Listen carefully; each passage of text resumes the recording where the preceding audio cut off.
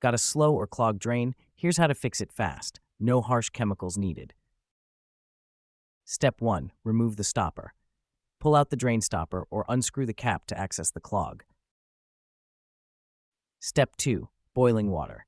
Boil a kettle of water and pour it slowly down the drain to loosen grease and grime. Step 3. Baking soda plus vinegar. Pour half cup of baking soda into the drain. Follow with 1 cup of vinegar. Cover the drain and wait 10 to 15 minutes.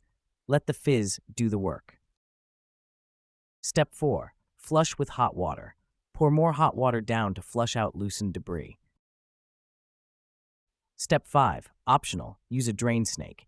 If needed, use a cheap plastic drain snake or straightened wire hanger to remove hair or gunk. That's it. Your drain should be flowing freely again. No plumber, no poison.